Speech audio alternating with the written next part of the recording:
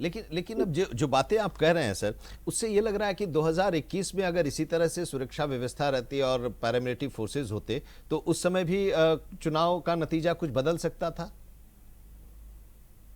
जी बदल सकता था। हाँ। क्योंकि 2021 में मैं खुद वहां पे था। हाँ। और वहां पे जिस तरीके से उत्साह था लोगों में, लेकिन पोस्ट पोल वायलेंस इतना ज्यादा होगा वो एक्सपेक्टेशन किसी में नहीं था।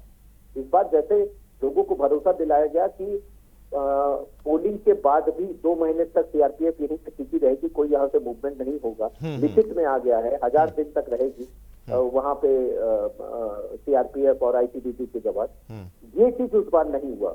और पोस्ट पोल वायलेंस में चलिए, अगर आप जीते हैं, सपोज मैं टीएमसी की बात कर रहा हूँ, आप अगर जीते हैं तो आप में एक मतलब हम्बलनेस होनी चाहिए, आपके अंदर जो है एक वो होना चाहिए, एक्सेप्टेंस होना चाहिए। अब जिस तरीके से आप लग गए लोगों को मारने के लिए, जिस तरीके से आप लग गए लोगों को कुचलने के लिए, हमारे जितने भी जो उसके थे बीजेपी के ऑफिसर्स थे उसको जला दिया गया, तो ये तो बहुत दुर्भाग्यपूर्ण घटनाएं थी। मतलब 30 से ज्यादा अब तो उनकी सुरक्षा की जिम्मेदारी भी अब आपके ऊपर आ गई है। जिन लोगों ने आपको वोट दिया, उन लोगों को चुनाव के परिणाम आने के बाद अब उनके साथ कुछ गलत न हो। जी बिल्कुल बिल्कुल, ये बहुत बड़ी जिम्मेदारी है। और अमित शाह जी ने पहले कहा है और शुभेंदु अधिकारी जी ने भी ये कहा है कि सरकार बनते ही सबसे पहला काम हमारा होगा भूमि अधिग्रहण। भूमि अधिग्रहण के साथ साथ हमारे जो बॉर्डर है उसकी फेंसिंग, और सबसे पहले हम देश को सिक्योर करेंगे।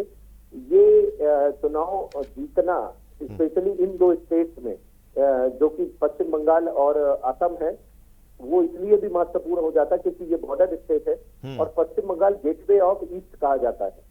तो नॉर्थ ईस्ट के लिए एक तरीके से ये गेटवे है, यहाँ से बिजनेसेस के सारे बीच होते हैं 7 सिस्टर्स में जाने के लिए, और सारी जो है एक तरीके से ये द्वार है।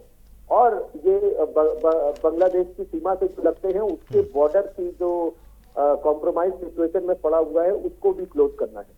तो ये बहुत बड़ी समस्या है। सबसे पहला काम हमारा यही रहेगा कि सबसे पहले हम देश को सुरक्षित करेंगे। जैसे ही देश सुरक्षित होता है उसके बाद यहाँ के लोगों की सुरक्षा बढ़ाई जाएगी। जो भी इंट्रूडर्स हैं उसको फिल्टरेशन करके यहाँ से निकाला जाएगा। पॉलिटिकल वायलेंस में जो लोग आहत हुए हैं उन सबको न्याय दिलाया जाएगा, पिछले बार का भी और इस बार का भी। और प्रधानमंत्री जी ने साफ साफ ये कहा था कि सबका साथ, सबका विकास और सबका हिसाब। तो ये जो हिसाब है वो होगा।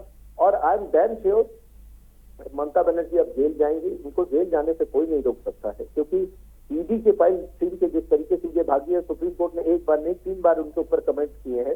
और उन्होंने ये भी कहा है कि इस समय इलेक्शन टाइम है, हम इसमें सुनवाई नहीं कर सकते। आज की डेट में ममता बनर्जी हारी है, तो ये और भाईपो ये दोनों ही जेल जाने वाले हैं। जिस तरीके के धमकी भरे लहजे में ये बातें अभी किए थे, कल जो उनका ट्वीट था कि 10 जन्म लग जाएगा डायमंड हार्बर से भाजपा को जीतने में, तो ये बहुत दुर्भाग्यपूर्ण है। वो एक्सेप्ट कर रहे थे अपने उसमें ट्वीट के माध्यम से कि हाँ हमने जो है ये वायरल किया है। ठीक है, तो ये सारी चीजें अब आगे आएंगी।